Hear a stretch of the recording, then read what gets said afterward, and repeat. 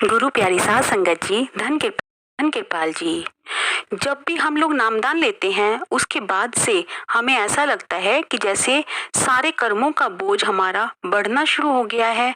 दूसरे लोग आसानी से जीवन व्यतीत कर रहे हैं और जैसे परेशानियां हमारी जिंदगी में हमारा पीछा ही नहीं छोड़ रही। ऐसा कैसे होता है, आइए जानते हैं एक वृतांत के साथ।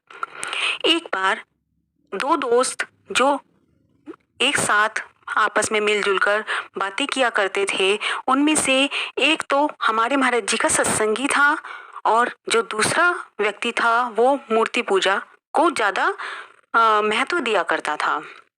वो पीर पैगंबरों को पूजा करता था और सुबह मंदिर और शाम में मंदिर जाया करता था, बहुत ज्यादा पूजा पाठ किया करता था। एक तरीके से दोनों ही दोस्त आस्तिक थे, पर एक तो सत्संगी था जो महाराज जी का भक्त था और दूसरा जो कि मूर्ति पूजा में विश्वास रखता था। अब जो मूर्ति पूजक था वो बहुत गरीब था, तो देखते ही देखते उसने बहुत सा पैसा कमा लिया और अमीरी की सीढ़ी चढ़ने लगा और आराम से अपनी जिंदगी व्यतीत करने लगा। पर जो सत्संगी था वो बहुत ज्यादा मेहनत करने के बाद भी, हाथ पैर मारने के बाद भी अब भी वहीं का वहीं था। कहीं ना कहीं ये बात उसको खटक रही थी, परेशान हो गया था कि अब मैं क्या करूं, कैसे पैसा कमाऊं, कैसे अपना घर का गुजारा करूं। तो एक दिन दोनों दोस्तों में बात चल रही थी कि भाई तुम कैसे इतने अमीर बन गए, मेरे को तो कुछ समझ नहीं आ रहा, इतनी मेहनत करने के बाद भी मुझे कुछ हासिल नहीं हो रहा, मैं बार बार कोशिश करता हूँ पर फिर भी वहीं का वहीं हूँ। तब मूर्ति पूजक ने कहा कि भाई मैं तो पीर साहब की दरगाह में गया था और वहां जाकर मैंने रात को एक मिट्टी की ईंट रख दी थी, क्योंकि वहां के लिए मान्यता प्रसिद्ध है कि जो रात में मिट्टी की ईंट रखता है सुबह उसे सोने की मिल जाती है। पहले मुझे ये बात समझ नहीं आई, पर जब मैंने जाके वहां पे रखी और सुबह मुझे वो सोने की ईंट मिल गई, जिससे मैं आज इतना बड़ा अमीर आदमी बन चुका हूँ, अपनी देखो जिंदगी कितनी अच्छे से व्यतीत कर रहा हूँ। यह बात सुनकर कहीं ना कहीं सत्संगी व्यक्ति को लगा कि ये क्या हो रहा है, मैं महाराज जी को इतना मानता हूँ, हमारे महाराज जी के पास सारी पावर है, फिर भी मैं इतना अमीर नहीं बन सका जितना ये बन गया। उसने उस समय उस बात को टाल दिया। मूर्ति पूजक कहने लगा क्या भाई तुम भी ये काम करना चाहोगे? तो सत्संगी व्यक्ति ने कहा नहीं नहीं, मेरे तो महाराज जी सबसे बड़े हैं, वही मेरा साथ देंगे और मैं एक दिन बड़ा आदमी बन जाऊंगा। फिर भी बहुत समय बीत गया। जब वह आदमी बहुत ज्यादा परेशान हो गया तो उसने कहा ठीक है, आज मैं तुम्हारे साथ पीर साहब की दरगाह में चलूंगा और मैं भी अपनी ईंट रख कर उसको सोने की ईंट बनाना चाहता हूँ। तो मूर्ति पूजक व्यक्ति उसको पीर की दरगाह में ले गया, रात में ईंट रख दी गई। सुबह में जब वो आया तो सत्संगी ने देखा कि वो ईंट तो मिट्टी की ही रही, ये क्या हुआ?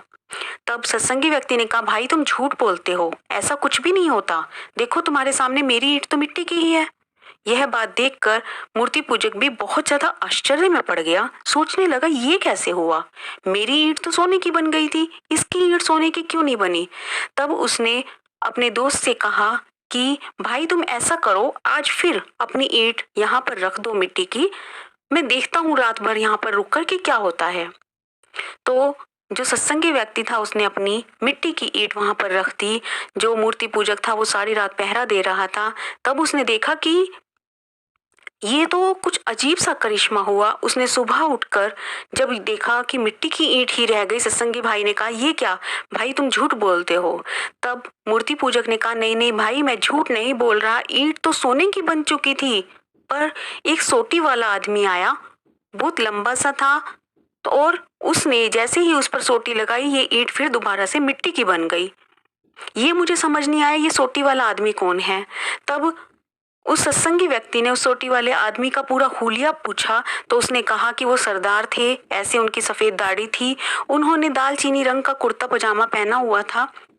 तो यह सुनने के बाद जब उसने पूरी व्याख्यान सुनी तो उसने अपने महाराज जी की फोटो उस व्यक्ति को दिखाई कि क्या ये वही व्यक्ति है? तब मूर्ति पूजक ने कहा हाँ हाँ यही तो वो व्यक्ति था जो सोने की ईंट बनने के बाद आकर उस पर सोटी लगाता है और वो ईंट फिर से मिट्टी की बन जाती है। यह बात सुनकर उस आदमी को बड़ा दुख हुआ, सत्संगी व्यक्ति को। वह महाराज जी से मिलने गया। सावन सिंह जी महाराज जी उस समय गद्दी पर विराजमान थे। उनसे जाकर बोला महाराज जी मुझे आपसे कुछ बात करनी है। महाराज जी कहने लगे हाँ बेटा, बात तो मैं भी तुमसे करना चाहता हूँ। तो महाराज जी ने कहा कि बोलो, पहले तुम बताओ। कि महाराज जी, मैं ऐसे ऐसे वहां पर गया था पीर की दरगाह में, वहां पर मेरी ईंट सोने की बन गई थी। महाराज जी, मैं आपसे बहुत दिनों से पैसे मांग रहा हूँ, बहुत दिनों से मैं इतनी मेहनत कर रहा हूँ, आपके आगे प्रार्थना कर रहा हूँ कि महाराज जी मेरा कुछ भला कर दो, आप नहीं कर रहे। अगर पीर वाले बाबा ने मेरा कुछ भला किया है तो आपने उसको क्यों बिगाड़ दिया। ये दुख लेकर जब उसने महाराज जी के सामने प्रकट किया तो महाराज जी कहने लगे, बेटा, मुझे तेरी वजह से उस पीर की दरगाह में भी जाना पड़ा और मुझे वो सोटी लगाकर उस ईंट को फिर से मिट्टी की बनाना पड़ा, क्योंकि मैं नहीं चाहता कि मेरा बच्चा बार बार जन्म लेकर इस दुनिया में दुख भोगने के लिए आए।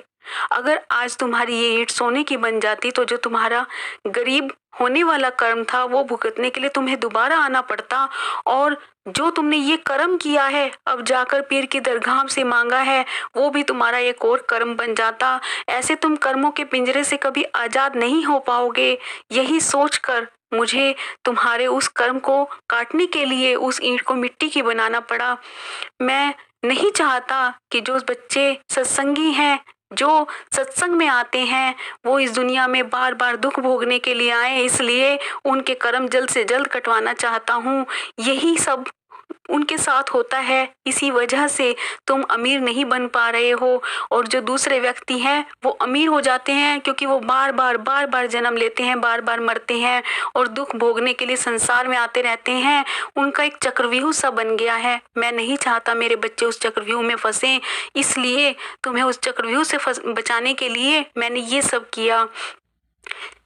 अगर हम सब भी महाराज जी के ऊपर विश्वास करें और जो महाराज जी हमें दे रहे हैं उसी में जिए, तेरा भाणा मीठा लागे में जिए, तो हमारे सारे कर्म जल्दी से आसानी से कट जाएंगे और हमारे महाराज जी हमारा साथ देकर हमें ऊपर की यात्रा पर ले जाएंगे, जिससे हमारा जल्द से जल्द ऊपर की यात्रा का रास्ता तय हो जाएगा और हम परमात्मा में लीन हो जाएंगे। यदि आपको मेरी वीडियो अच्छी लगती है प्लीज़ लाइक कीजिए, शेयर कीजिए और मेरे चैनल को सब्सक्राइब जरूर कीजिए। Thank you.